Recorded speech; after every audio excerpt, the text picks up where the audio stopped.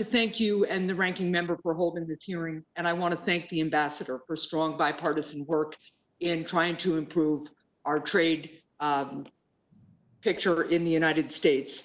But I do want to follow up, Mr. Ambassador, on an issue that a number of my colleagues have raised regarding the current supply of life-saving personal protective equipment as we continue to address the pandemic. And I want to emphasize that this isn't just a matter of public and individual health, it's a matter of economic recovery. Businesses need this equipment to reopen, schools and daycare centers, which will need to reopen if workers are going to be able to return to their jobs, need this equipment. And the cost of this equipment will be borne by America's taxpayers and consumers. So both supply and pricing is important. And let me be clear about what is happening on the ground. People do not have enough PPE. I just spoke with my nursing home administrators in New Hampshire at the end of last week. They are scrambling in a constant way to find enough PPE. The same can be true for daycare centers. And the administration finally produced data last week that shows that they don't have a plan for a sustained supply of all the personal protective equipment we will need for the long term, and that they are counting on requiring users to reuse some of the PPE in order to meet even minimal goals of supply. You mentioned that tariffs would help encourage domestic production, but I have to tell you, and I will echo Senator Toomey on this, all that tariffs do right now is make personal protective equipment more expensive for the many small businesses and hospitals and other users who will need ongoing supplies of it for months, if not years to come.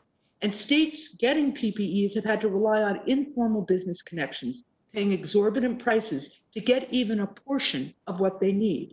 What would be better is to directly incentivize and support domestic production, as Senator Portman suggests, and do the long-term contracting, as he suggested, that will increase the supply here at home. So to follow up on what Senator Portman asked you to do, he asked you to work with other agencies about the long-term contract issue. But I'd like to take a step back. How does USTR coordinate with other agencies, such as FEMA, on efforts to increase the supply of PPE here at home and preserve the international supply chain? Have you been involved with FEMA's Interagency Supply Chain Task Force? So our involvement, and let me say first of all that of course I disagree with your proposition. I think the administration has done an amazing job, starting with what was basically an empty closet and then filling it up and getting an enormous supply in a totally unprecedented circumstances. So it's not surprising to you that I don't agree at all with your characterization. Secondly, when we talked about tariffs, the quote was from my hearing this morning, in which I said, in the long run, I think part of the solution ought to be rewarding people who manufacture the product in the United States. Two ways to do that. Maybe you do both. One is subsidies. You can decide you want to do that. The other is to have tariffs. Personally, I think you probably need both. In terms of our involvement, we've worked closely with HHS.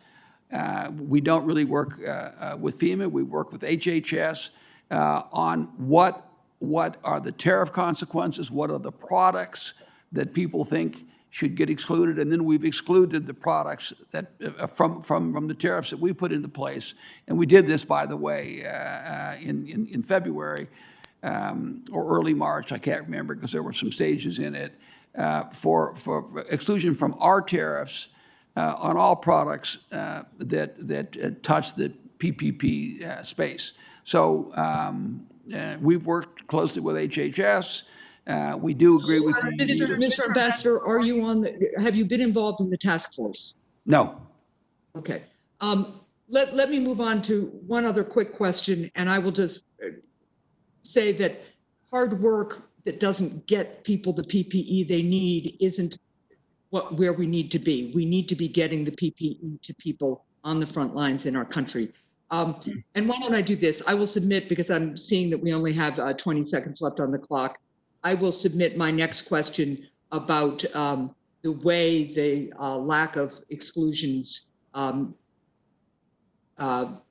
the China tariffs is hurting small businesses in the middle of a pandemic. I'll submit that in writing. I'll look forward to your response. Thank you very much, Mr. Chair. I appreciate